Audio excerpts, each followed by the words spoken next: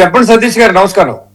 శ్రీనివాస్ గారు, అంటే 4 రోజుల నుంచి ఇంత మేజర్ ఇష్యూ జరుగుతోంది, పవన్ కళ్యాణ్ మౌనంగా ఉన్నారు, ఇది వైసీపీ చేస్తున్న ప్రధాన సార్ ఊడు సార్, ఈ రోజు వైసీపీ నాయకులు సమాధానం చెప్పడం కంటే రాష్ట్ర ప్రజలు మనం ఏది అనుకున్నారో దాని ఆ డ్యూటీ ఫస్ట్ చేయాలనేది పవన్ కళ్యాణ్ గారి ఉద్దేశం. నేను ఆయనతో 3 రోజులు ఢిల్లీలో తిరిగిన విషయాలు చూస్తే ఆంధ్ర రాష్ట్రానికి ఆయన చేసిన అభివృద్ధి గురించి కూడా మీతో మాట్లాడవలసిన అవసరం ఉంది.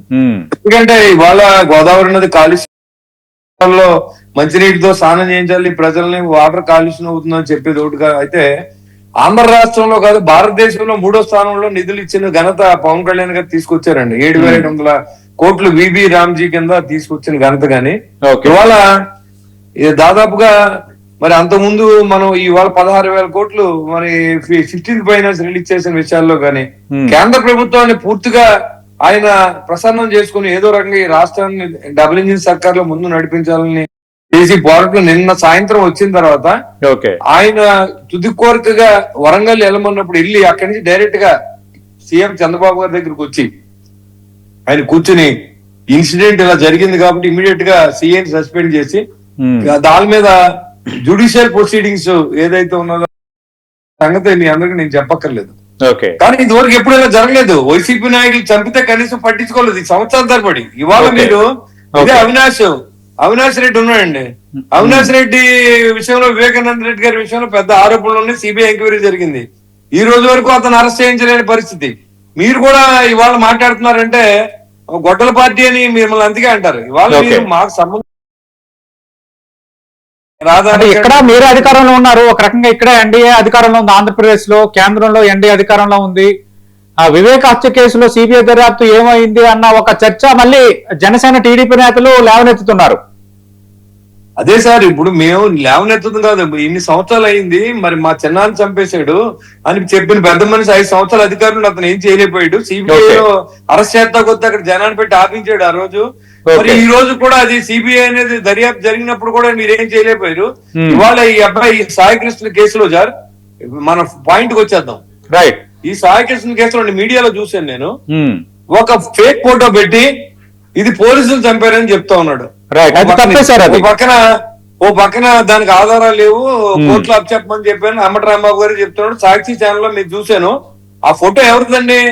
ఒక రెడ్డి గారు, ఆయన పేరేదో సంథింగ్ మీకు చెప్తాను, నా దగ్గర ఆ వీడియోలో ఉందో చూపిస్తాను మీకు. ఆ వీడియోలో ఉన్న మర్డర్ అయిపోయిన వ్యక్తి ఫోటో పెట్టి ఇదిగో ఈ అబ్బాయి చనిపోయాడని మీరు ఫోటో చూపిస్తా ఉన్నారు.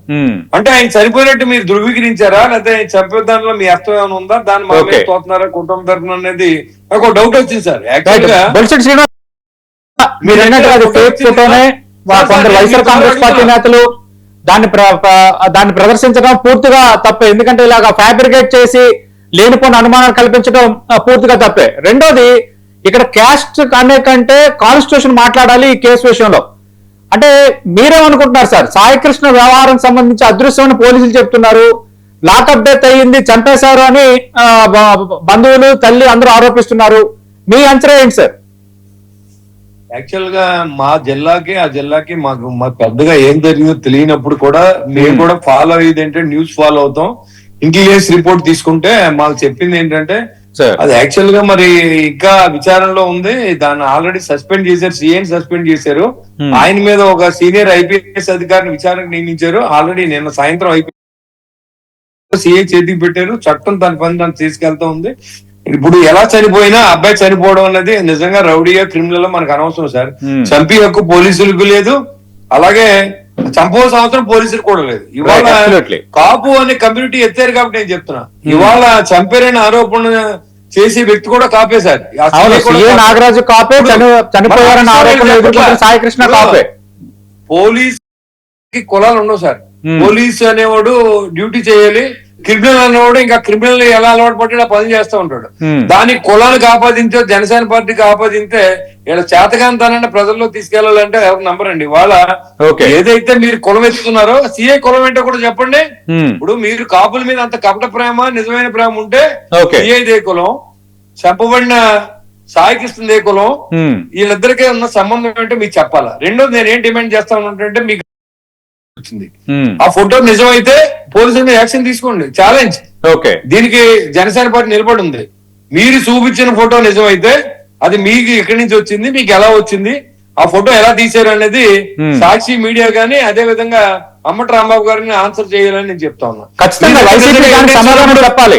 మీరు అన్నట్టుగా ఖచ్చితంగా దానికి వైసీపీ సమాధానం చెప్పుకోవాల్సిన పరిస్థితి ఉంది. అదంటున్నా సార్. అంటే మన దగ్గర ఏంటంటే ప్రతి దానికి క్యాస్ట్ కోణాన్ని ఆపాదించడం, దాన్ని డైవర్ట్ చేయటం అనేది రాజకీయ పార్టీలకు అలవాటు అయిపోయింది. నేనేమంటానంటే క్యాస్ట్ కంటే కాన్స్టిట్యూషన్ గా మాట్లాడాలి. సాయి కృష్ణ అనే వ్యక్తి నిజంగా నేరస్తుడు అయి ఉండొచ్చు, కానీ శిక్షించడం రేపొద్దున కోర్టులు ఉన్నాయి, చట్టపరంగా సెక్షన్స్ ఉన్నాయి, దానికి తగ్గట్టుగా శిక్ష పడవచ్చు.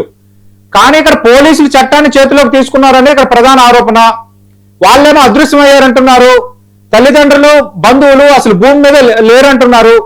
29 లోపు హాజరుపరచమని ఆల్రెడీ కోర్టు ఆదేశాలు ఇచ్చింది. ఇది కొంత ఫిష్. అదే సార్ నేను అనేది ఏంటంటే మీ దగ్గర ఎలా ఫోటో సంపాదించారు కదా, ఆయన చనిపోయిన ఫోటో యాక్షన్ తీసుకోమనండి. ఇప్పుడు మీ దగ్గర ఛాలెంజ్ ఆ ఫోటో మీకు ఎలా వచ్చిందో చెప్పి పలానా చోట మేము ఫోటో తీసాం, బాడీ ఉందంటే ఇప్పుడు కోర్టుకి అంటే ఇమీడియట్ గా మేము కూడా గవర్నమెంట్ తరఫు నివేదిక పంపిస్తాం. ఇలా పలానా పోలీస్ స్టేషన్ లో ఇలా లాకప్ జరిగింది, దాన్ని పలానా అమ్మటి రాంబాబు గారు నిరూపించారు, ఆయన దగ్గర ఫోటో ఉంది, ఆయన కూడా విచారణ చేయమని డిమాండ్ చేస్తా ఉన్నా. ఇవాళ మీకు ఆ ఫోటో ఎక్కడి నుంచి వచ్చింది, చనిపోయిన ఫోటో మీ దగ్గర తీసింది నిజమైతే ఇవాళ ఏదైతే పోలీస్ స్టేషన్ లో సీఏ ఉన్నాడో అతను శిక్షార్హుడు అనే మేమే డిసైడ్ చేస్తాం. మీ దగ్గరికి ఎలా వచ్చింది ఆ ఫోటో, ఆ ఫోటో ఎవరిది? ఫేక్ ఫోటోలు పెట్టి ప్రచారం చేసి వాళ్ళ కాపుల్లో విషం చింపి కాపు కులాన్ని పవన్ కళ్యాణ్ గారికి కూటమి నాయకులకి దూరం చేయాలనే ఈ దురదృష్టమైన ఈ యొక్క సమాజంలో ఇలాంటి చీడ పురుగుల్ని ఎవరు ఎంకరేజ్ చేయకూడదు నేను చెప్తా ఉన్నా. మీరేమనుకుంటున్నారు సార్? సాయి కృష్ణ బతికే ఉన్నాడని అంచనా ఏమైనా ఉందా జనసేనకి? సార్ జనసేన నేను అదే చెప్తున్నాను సార్, ఒక క్రిమినల్ కి, ఒక పోలీస్ కి, ఒక రాజకీయ నాయకుడికి, కులాలకి దీనికి సంబంధం లేదు, పార్టీకి సంబంధం లేదు.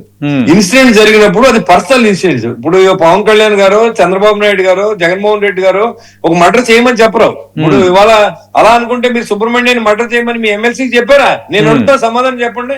మీరు కనీసం వాళ్ళు యాక్షన్ తీసుకోలేదు. ఇవాళ కూటమి ప్రభుత్వం ఆరోపణలు వచ్చిన 3 రోజులకే యాక్షన్ తీసుకున్నారు సీఎం మీద. మీరు ఎవరి మీద తీసుకున్నారు ఇప్పుడు చెప్పండి. ఓకే, అంటే మీరేమనుకుంటున్నారు సార్? మామూలుగా మీరేమనుకుంటున్నారు సార్? సాయి కృష్ణ అదృశ్యం పోలీసులు చెప్తున్నారు కదా, బతికే ఉండొచ్చు అని అనుకుంటున్నారు ఏమైనా? అది నేను ఎక్స్పెక్ట్ చేయలేదు సార్, ఉండొచ్చు. యాక్చువల్ గా ఆఫీసర్ తాడేపల్లి చేశారండి.